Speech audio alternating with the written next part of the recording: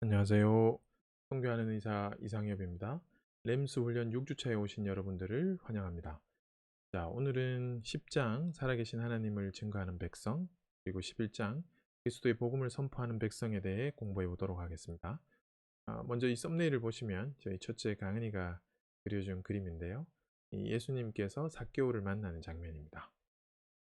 자, 오늘날 좋은 소식은 무슨 소식일까요? 아마도 코로나 백신이겠죠? 예수님이 백신 신고 오셨습니다.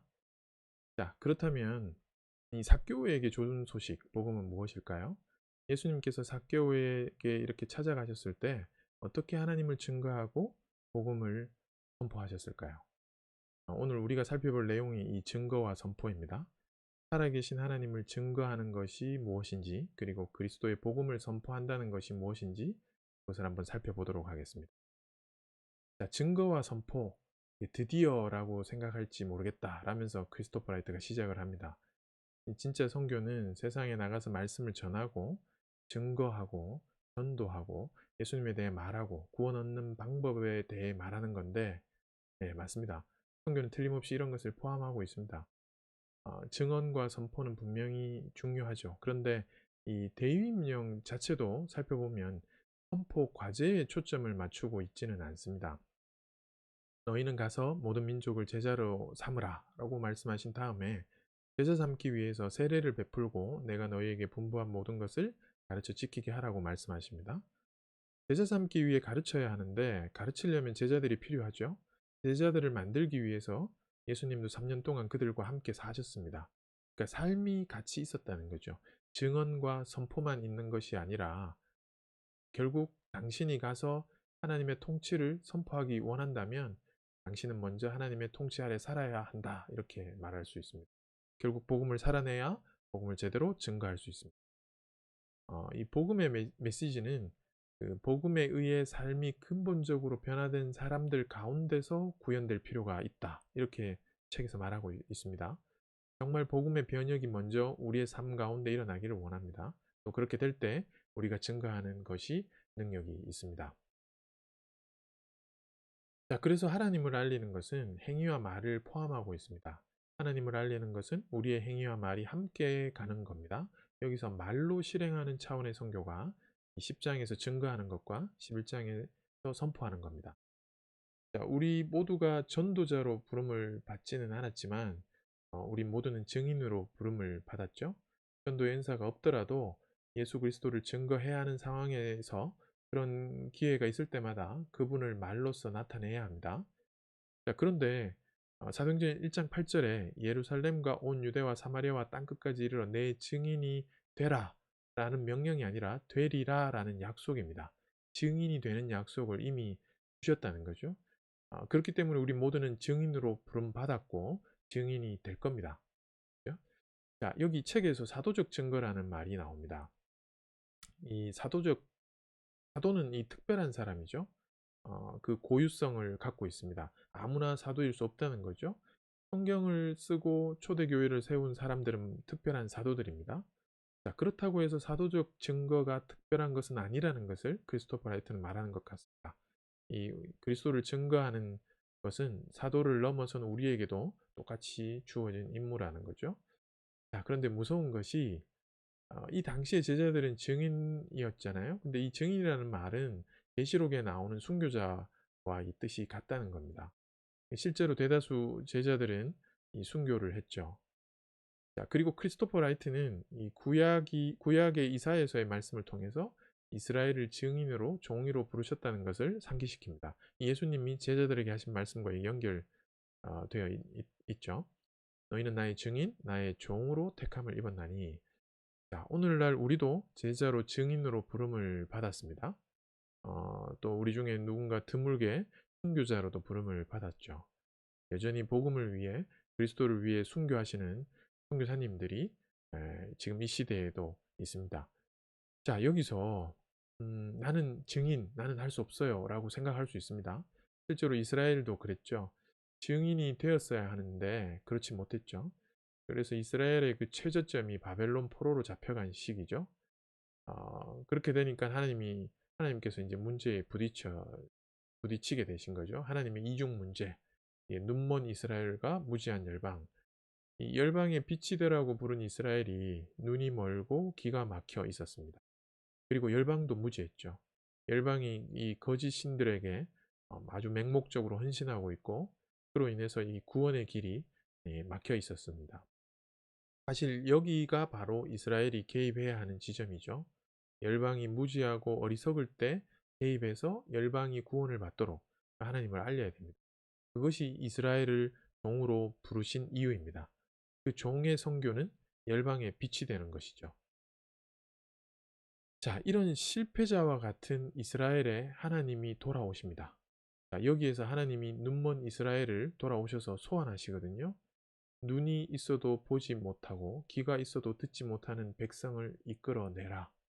하나님은 눈이 멀고 기가 막힌 자들을 법정의 증인으로 소환하십니다. 이 소환이란 단어가 라틴어로 아시오죠, 아시오. 해리포터에서 이 소환 마법을 쓰잖아요. 뭐 물건이 이렇게 탁 날아오고 그렇잖아요. 하나님이 법정에 우리를 그렇게 아시오 하셨습니다. 이중 역할을 위해서 소환하셨는데요. 하나님의 종, 하나님의 증인으로 역할을 하게 하십니다. 너희는 나의 증인이니라. 이스라엘이 열방의 모든 신들 앞에서 하나님을 증언할 책무가 있다는 겁니다. 그런데 정말 아이러니가 있습니다. 여기에 거짓말쟁이들의 후손에게 예수님의 증인이 되라고 요청하고 있다는 겁니다. 근데 아무리 봐도 별도의 대안이 없습니다. 이스라엘을 종으로 택하였기 때문에 그럴 수밖에 없습니다. 자, 나 여호와가 말하노라. 너희는 나의 증인, 나의 종으로 택함을 입었나니 이는 너희가 나를 알고 믿으며 내가 그인 줄 깨닫게 하려 함이라. 나의 전에 지음을 받은 신이 없었느니라. 나의 후에도 없으리라. 자, 현실은 부정적인데도요, 하나님이 이 위임을 취소하지 않고 계속 유지하고 있음을 지금 말하고 있습니다. 하나님이 불러서 종이 되게 하신 이유는 증인이 되게 하려는 겁니다. 살아계신 한 분, 참 하나님에 대한 진리를 증언하는 것이 그 종이 감당해야 할 역할이고요. 이게 선교의 핵심입니다. 자, 일어나 너의 발로 서라. 내가 내게 나타난 것은 곧 내가 나를 본 일과 장차 내가 내게 나타낼 일에 너로 종과 증인을 삼으려 함이니. 이 사도 바울을 택하신 장면인데요. 이것도 동일합니다. 자, 이처럼 하나님을 위해 증거하는 하나님의 종으로 우리를 소환하셨습니다. 그런데 왜 이런 방법을 쓰실까요? 우리를 종으로 불러서 증언하게, 우리 같은 사람을요, 거짓말하고 문제 많은 이 아담의 후손인데요. 근데 여기에는 우리를 이렇게 쓰시는 그 방법에는 두 가지 목적이 있습니다. 첫 번째는 이것 자체가 증인을 위한 일입니다. 이 증언의 능력은요, 증언을 듣는 사람의 마음에만 그 영향을 미치는 것이 아니라 증언하는 자들의 믿음에도 영향을 준다는 겁니다. 다른 사람들을 확신시키는 과정 중에 증인이 확신을 강화하게 되죠. 실제로 이런 일이 우리에게 많이 일어나잖아요. 복음을 전하면 전할수록 믿음이 더 강해집니다. 사실 제가 여러분에게 지금 발제 영상을 만드는 이 과정을 통해서 가장 먼저 확신과 믿음을 갖는 것은 여러분이 아니라 저죠. 제가 이 영상을 만든다고 사실 이 책을 한 10번도 더 읽은 것 같거든요. 사실 이 과정이 힘들긴 하지만 어쨌든 이 과정 속에서 제가 받는 은혜가 크다는 겁니다. 자, 두 번째 목적은요, 하나님에 대한 진리를 확립하는 겁니다. 야훼만이 영원한 하나님이시고 역사의 주관자이시고 구원자이십니다. 다른 신은 없습니다. 이 우주적 진리를 인간 증인의 입에 맡기셨습니다. 자, 이렇게 증언하는 것은 이 궁극적으로 이것 자체가 세계를 위한 것이고요, 하나님을 위한 것이고 또 이스라엘을 위한 것입니다. 자, 신약에서도 증인들은 이중 역할을 했습니다. 예수님은 3년간 제자들의 결점과 약점을 알고 계셨지만 이 부활하신 예수님은 변함없이 제자들에게 내 증인이 되리라고 말씀하셨습니다. 하나님이 이스라엘을 선택하신 것을 철회하지 않으신 것처럼 결코 철회하지 않으실 선교를 위한 선택을 예수님도 하셨죠. 정확히 이야기하면 그 성령님을 선물과 약속으로 주시며 그 선택을 강화하신 겁니다. 오직 성령이 너희에게 임하시면 너희가 권능을 받고 예루살렘과 온 유대와 사마리아와 땅 끝까지 내 이르러 내 증인이 되리라 하시니라. 이렇게. 그죠? 자, 그렇다면 우리가 해야 되는 이 증언의 내용은 무엇인가요? 너희는 이 모든 일의 증인이라고 제자들에게 말씀하셨는데 이 모든 일이 무엇일까요? 이것은 메시아의 오심과 그분의 고난, 죽음, 부활을 얘기하는 겁니다. 이것은 이들이 보고 들은 겁니다. 이 모든 목격자의 증언이 성경에 있습니다. 그래서 모든 증거는 성경의 신뢰성에 의존합니다. 이 성경이 곧 내게 대하여 증언하는 것이니라고 말씀하셨습니다. 성경은 곧 예수님을 증언하죠. 하나님의 백성의 선교는 증거하는 선교입니다. 주 예수 그리스도를 증거하는 선교입니다. 보지 못하고 믿는 자는 복되도다 했습니다. 그죠? 믿음은 직접 보고 들은 자들의 증언을 다른 사람이 또 들으면서 생깁니다. 그리고 또 믿음은 또한 계속되는 증언을 통해서 다른 사람에게 또 전달되죠. 바울이 내가 달려갈 길과 주 예수께 받은 사명, 곧 하나님의 은혜의 복음을 증언하는 일을 마치려 하면은 여기에 보면 바울의 사명이 곧 복음을 증언하는 일이다 이렇게 말하고, 자, 10장에서 우리는 증거한다는 것이 무엇을 의미하는지를 살펴보았습니다. 정리해보면 이렇습니다. 하나님의 백성은 하나님의 유일성과 주권, 구원 사역을 증거하도록 부름을 받았습니다. 하나님의 종으로 부름받은 이유는 증언하기 위해서입니다. 그죠? 이 증언하는 일은 증인 자신의 믿음뿐 아니라 하나님을 알지 못하는 사람들을 위한 겁니다.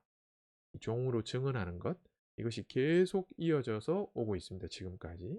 자, 이 증언의 일에 성령님께서 함께 하신다. 이렇게 말하고 있습니다.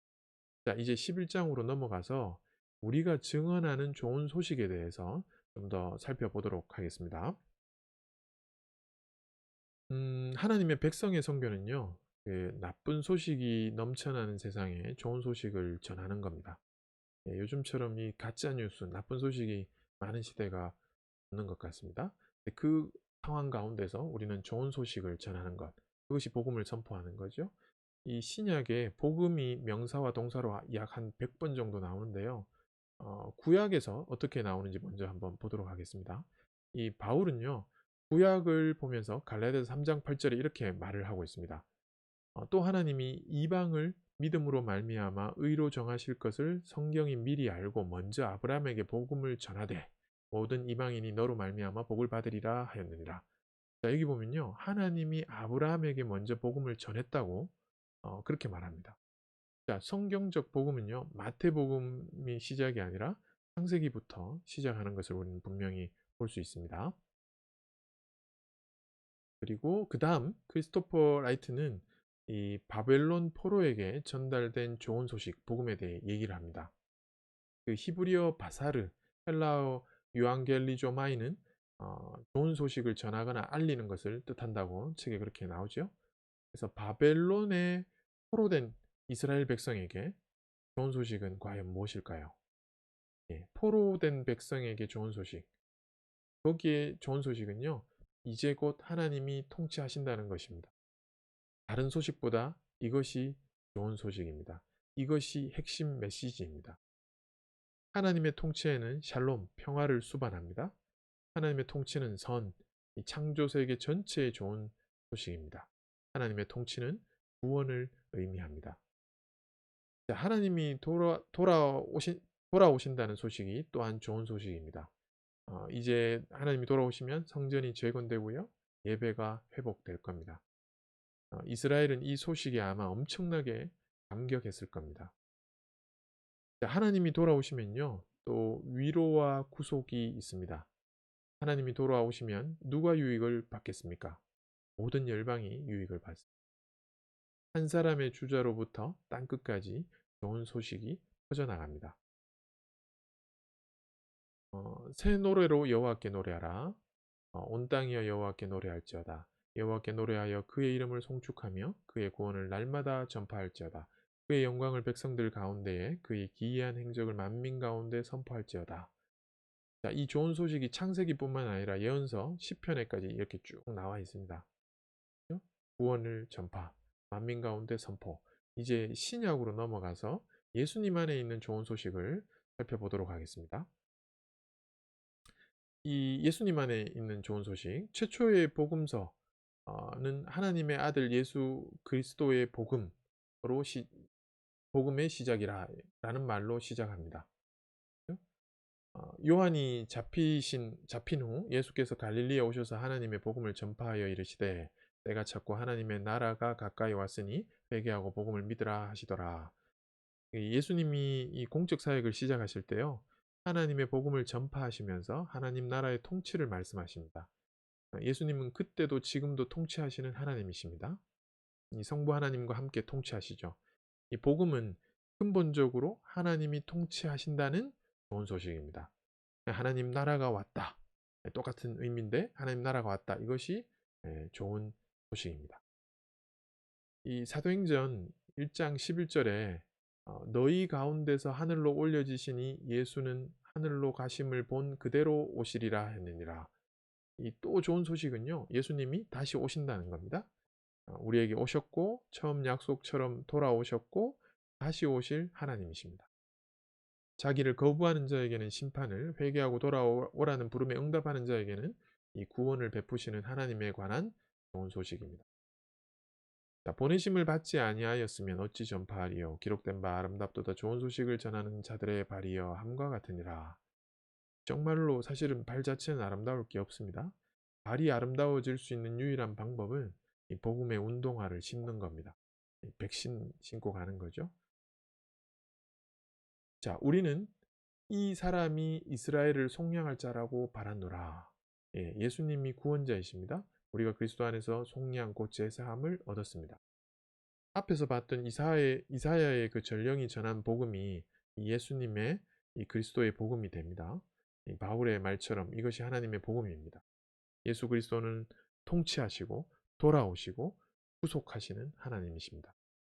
자, 이제 바울이 이해한 좋은 소식에 대해 살펴보도록 하겠습니다.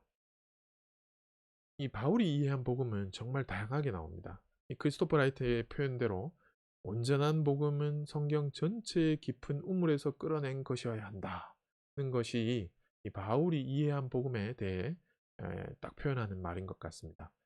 이 바울의 이해는 정말 풍부한데요. 라이트는 여기서 6가지 줄임말로 요약해서 설명하고 있습니다. 첫 번째, 복음은 성경에 비추어 본 예수님의 이야기다. 이 바울은 예수에 관한 역사적 사실을 우리가 직접 받았다, 그런 표현을 합니다. 너희가 받은 것이요, 또는 내가 받은 것을 너희에게 전한다, 이런 표현을 합니다.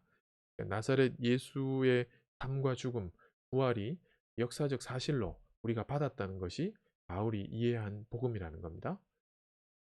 두 번째는 복음은 구속받은 새 인류, 하나님의 한 가족이다. 자, 복음은요, 모든 열방을 위한 보편적 메시지입니다. 그죠? 십자가의 화평케 하는 사역을 통해서 이 그리스도 안에 한 가족이 되게 하는 아주 좋은 소식입니다. 모든 믿는 자에게 구원을 주시는 하나님의 능력으로 이걸 믿으면 아브라함의 자손이 되는, 그래서 한 가족이 되는 그런 좋은 소식이라는 거죠. 세 번째, 복음은 온 세계에 소통해야 할 메시지다. 자, 좋은 소식은 감추어둬서는 안 됩니다. 선포해야 할 좋은 소식입니다. 이 선포에 어떤 비용이 들더라도 모든 전달 수단을 사용해서 좋은 소식을 알려야 합니다. 바울이 생각하는 복음 사역은요, 아직 그리스도를 아는 지식이 전해지지 않은 장소와 사람을 향해 지속적으로 경계를 넘어가는 것이었습니다. 자, 네 번째, 복음은 윤리적 변화다. 모든 민족이 믿어 순종하게 하는 것이 미션임을 우리는 앞에서 배웠습니다. 그죠? 불순종에서 회개하고 복음을 믿는 겁니다. 새 사람이 되는 거죠. 물론 이 선행이 구원의 방법은 아니지만 선행이 구원의 적절하고 필수적인 증거라고 존 스토트가 말하고 있습니다. 선교의 방법으로 윤리를 선택하셨다는 것은 이미 우리가 5장에서 그 하나님의 도를 행하는 백성에서 배웠습니다. 이 복음과 윤리를 이렇게 이원화해서 분리해서는 안 된다고 이 책에서 조나단 봉크가 말하고 있습니다. 특히 오늘날 저는 이 부분이 더 강조되어야 하는 것 같습니다. 이 본질상 복음은 언어적이면서요, 또한 동시에 본질상 윤리적인 겁니다. 우리가 생명과 호흡이 통합적인 것처럼 변화가 없는 곳에는 복음도 없다는 거죠. 철저하게 복음은 윤리적 변화를 수반하게 되어 있습니다. 자, 다섯 번째, 복음은 변호해야 할 진리다. 이게 진리가 왜곡되는 경우가 사실 좀 많죠. 현실에서. 이 복음에는 논쟁적 차원이 있습니다. 이 기득권에게는 복음이 나쁜 소식일 수 있습니다. 그런데 이 부분은 좀 저희가 자세히 들여다보면요. 그러니까 외부에 의해서, 세상에 의해서 복음이 왜곡된다라는 그런 면보다, 물론 뭐 그런 면도 있지만요. 사실은 교회 안에서, 이 그리스도인들 안에서 이 복음의 왜곡이 발생한다는 것을 저는 좀 우리가 명심해야 될 필요가 있다 이렇게 생각을 합니다. 예를 들면 성경에도 그게 나오지 않습니까? 바울이 이방인 음식을 어, 이렇게 바울이 이방인 음식을 먹는 것을 이 바리새인들이 정죄한다거나, 또는 뭐 베드로가 이게 율법으로 이게 복음의 장벽을 만들었을 때 바울이 굉장히 베드로를 책망하지 않습니까? 그러니까 베드로도 그렇고 많은 바리새인들도 그렇고 이미 다 우리가 예수님 안에 있는데, 그럼에도 불구하고 우리가 이런 오류를 범할 수 있다는 것을 기억해야 할 필요가 있습니다. 자, 복음을 왜곡하는 것이 세상 사람이 아니라 어쩌면 내부자일 수도 있다는 거죠. 그런 면에서 어쨌든 우리는 복음을 변호해야 할 진리로 받아들여야 됩니다. 자, 여섯 번째, 복음은 우주를 변혁하시는 하나님의 능력이다. 이 바울은 창조에서 새 창조에 이르는 전체 피조 세계의 좋은 소식이 복음이다 라고 이렇게 이해하고 있습니다. 우주 만물이 그리스도의 십자가를 통해서 화목될 것이고 변혁될 것이라는 것을 얘기합니다. 복음의 능력이 미치는 범위가 단순히 인간이 아니라 인간을 넘어선 모든 창조 세계에 위한 좋은 소식이라는 거죠. 특히 오늘날과 같은 상황에서 이 생태성계의 중요성을 바울은 이미 인식하고 있었던 것 같습니다.